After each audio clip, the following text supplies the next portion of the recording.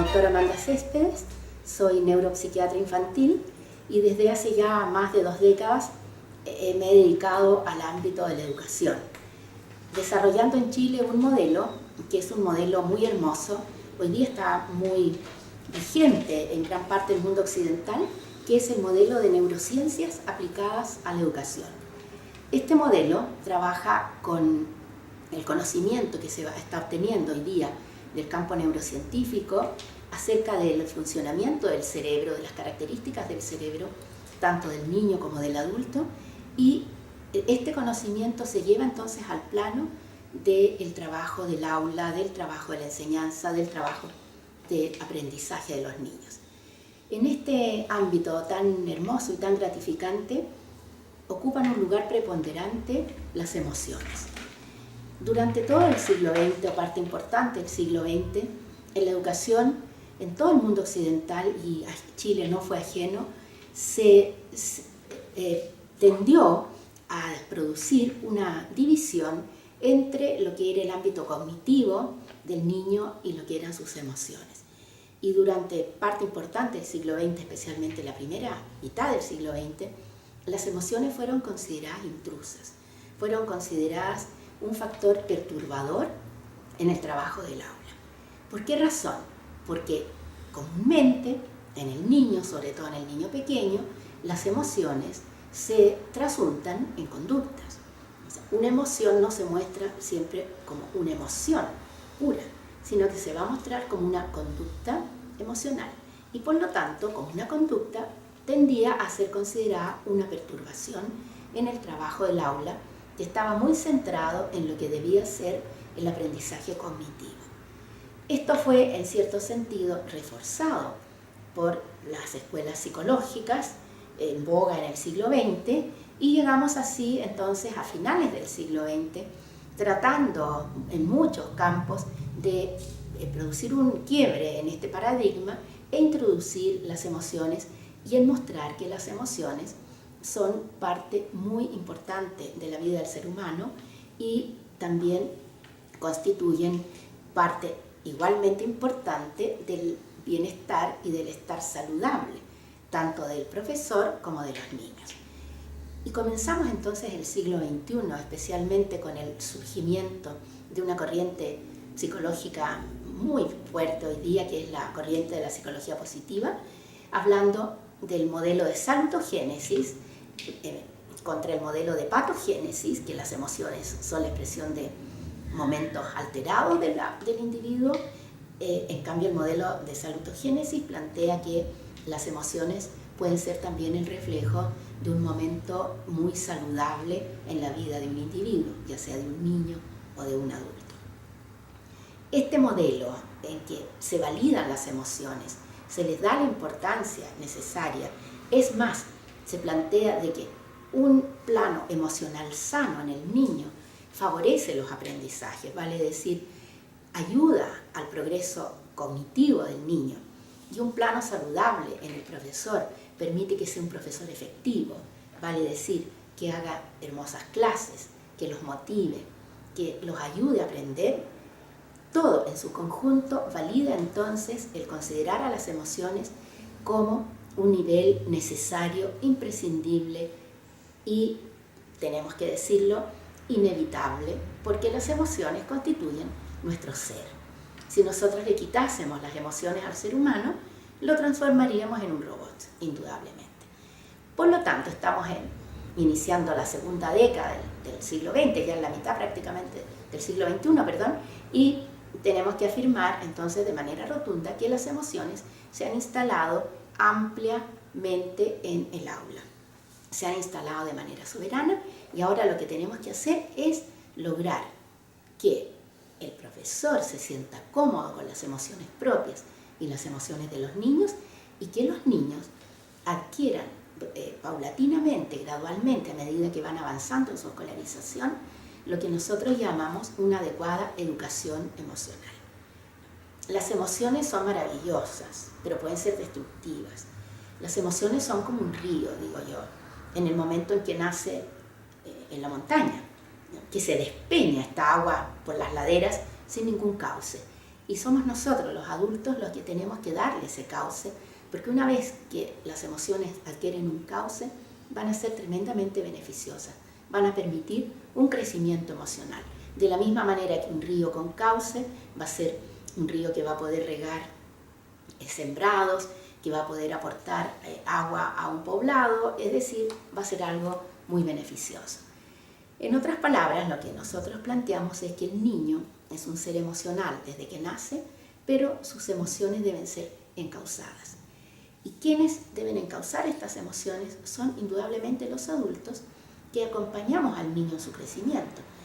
Y hay un lugar esencial donde esta educación emocional y donde este crecimiento emocional tiene que ocurrir, que es indudablemente en el aula.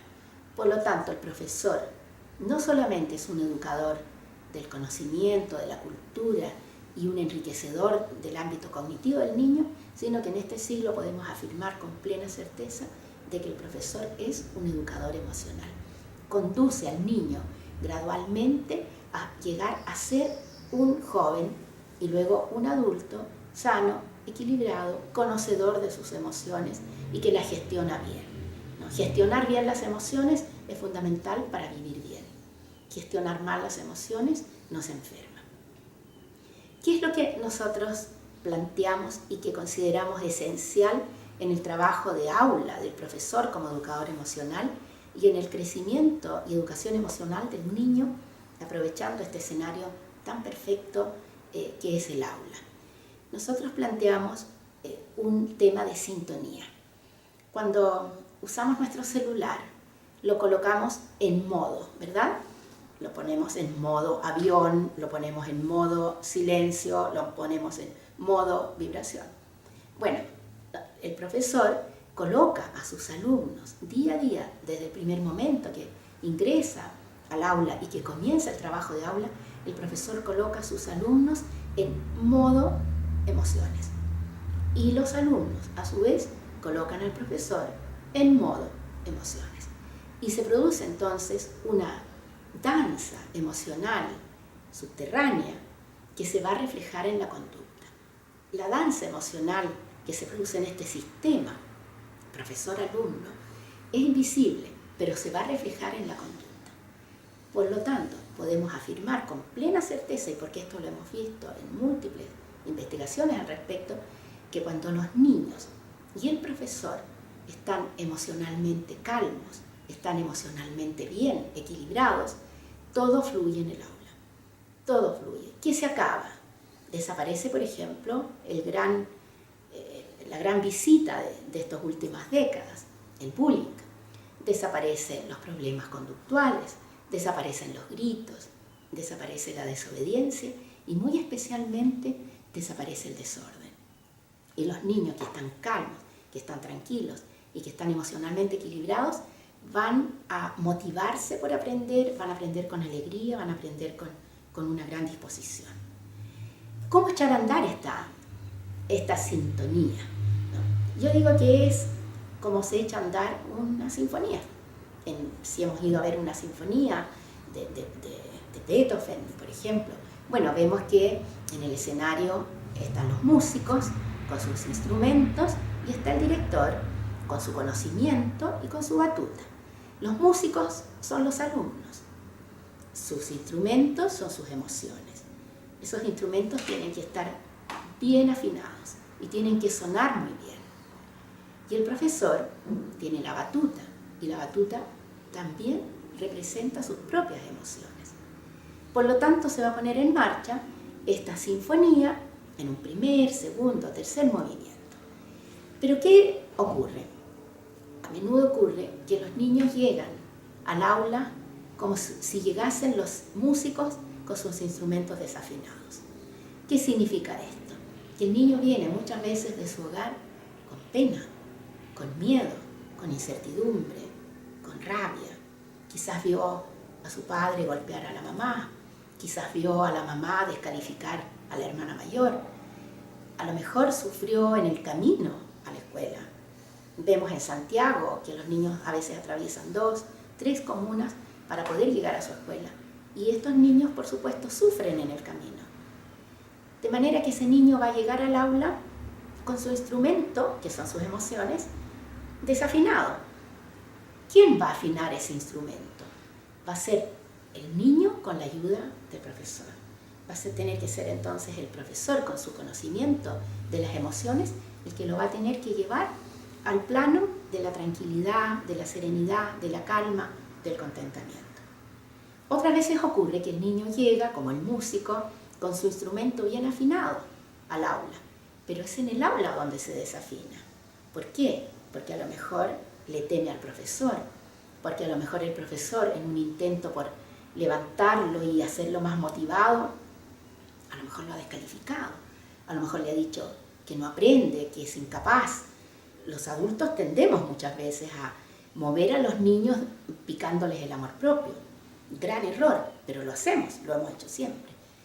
Entonces ese niño que llegó con su instrumento bien afinado, su instrumento emocional se desafina y comienza a tener miedo, comienza a tener la sensación de ataque, que en cualquier momento va a ser atacado por el profesor, y comienza a estar en un estado de alarma cerebral, corporal, que se va a expresar en conductas. Va a estar más inquieto, va a estar más gritón, se va a desconcentrar, porque cuando uno está en un estado de ansiedad no puede focalizar la atención en un punto. Entonces tenemos una situación diversa. Es el profesor el que lo va a tener que calmar, pero ¿cómo si es el profesor el que lo perturba? Bueno, ahí tenemos un factor muy importante. El profesor tiene que saber que él es parte de esta sinfonía, que él es parte de este sistema, y por lo tanto él tiene que conocer sus propias emociones, tiene que conocerse a sí mismo, tiene que saber por qué pierde la paciencia con un niño, por qué al otro lo alaba, por qué al otro lo ignora, entenderse. Y allí está también, obviamente, el conocimiento emocional del propio profesor, que tiene que ver con lo que hoy día se llama el bienestar, ¿no? Los sistemas de bienestar del profesor. Bueno, tenemos entonces esta danza, ¿no? Es una danza invisible que se va a reflejar, pero que se va a reflejar en conductas. De manera tal que el profesor tiene que saber entonces cómo sintonizar su danza interna del aula a sus niños en modo positivo y cómo alejar, cómo desactivar el modo negativo, que en este caso sería el modo miedo, rabia, desmotivación, enojo, mala conducta. Para ello es necesario que el profesor conozca, a mi juicio, dos aspectos. Un aspecto tiene que ver con lo que se denomina ambiente emocionalmente protegido, que es un concepto que nace de la psicología en Estados Unidos hace alrededor de 15 años atrás, que es un concepto muy lindo. Y significa que los adultos creamos en cualquier lugar donde estemos con niños, y también con otros adultos, pero en este caso muy importante con niños, nosotros creamos una atmósfera. Y esta atmósfera sintoniza a su vez, gestiona las emociones de todo el mundo. Esta atmósfera se llama ambiente, emocionalmente seguro o protegido. ¿Qué significa? Que cuando el profesor sabe gestionar este ambiente, todas las emociones que se van a dar en este ambiente van a ser positivas. Va a haber alegría, va a haber motivación, va a haber relax, serenidad, y va a haber también una sensación interna muy linda que los niños necesitan muchísimo, que es la sensación de protección. Por eso se llama ambiente emocionalmente protegido. Me siento seguro en este lugar. Me siento seguro con el señor Martínez. Me siento seguro con la señorita Sofía. Me siento seguro con la señora Margarita.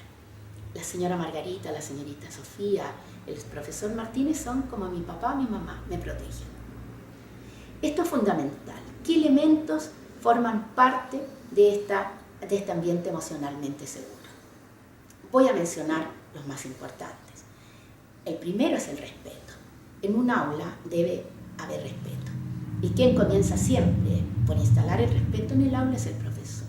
El profesor que escucha, el profesor que atiende al niño, el profesor que sabe que ese niño a lo mejor es más lento en aprender y por lo tanto le va a responder todas las veces que sea necesario. Lo segundo es la valoración. El siglo pasado, el siglo XX, todos quienes nos interesa la educación, conocimos historias de profesores que tendían siempre a valorar al mejor alumno, ¿no? Era el favorito. En Chile se dice, le tenía buena barra.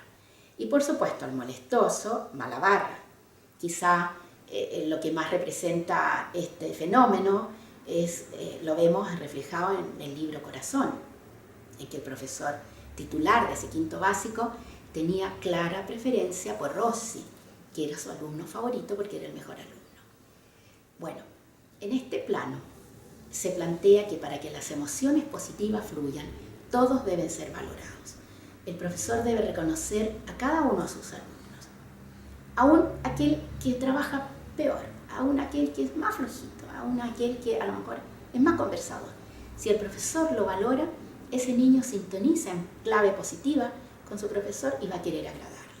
Cuando nosotros valoramos a un niño, ese niño inmediatamente nos va a querer agradar. Cuando nosotros descalificamos a un niño, lo ponemos en un plano de enemigo, de antagonista. Un tercer factor es el cariño. El cariño expresado de manera explícita a los niños. Ahora, obviamente no se trata de andar dando abrazos y besos a todos los niños porque sabemos que hoy día es un tema complicado. Pero, ¿qué elementos tiene un profesor para expresar cariño a sus niños? Tiene dos recursos que son infalibles y que a veces los profesores no me creen cuando yo les digo, utiliza este recurso porque es un recurso infalible. La mirada. La mirada a los niños debe ser siempre cariñosa. Y la voz. La voz del profesor jamás debe ser estridente, jamás debe ser plañidera, jamás debe ser amenazante. La voz debe ser siempre en clave cariño, digo yo, en clave paz. Bueno, y el último elemento que pudiéramos mencionar, el respeto, ¿no? La valoración, el cariño, es los espacios para que los niños se puedan expresar. Los niños actuales son niños inquietos, tienen mucho estímulo en su casa y necesitan en el aula también espacios de expresión, que pueden ser espacios libres de expresión física, de expresión musical, de expresión artística, de expresión creativa. El mejor profesor es aquel que motiva a los niños a expresarse libremente en el plano de la creatividad. Este es un primer factor, y yo dije son dos. El primero es ambiente emocionalmente seguro. ¿Cuál es el otro? El otro es que el profesor de este siglo debe conocer que todo lo que tiene que ver con las emociones es algo palpable, que se puede medir, que se puede ver, que se puede oler, que se puede tocar.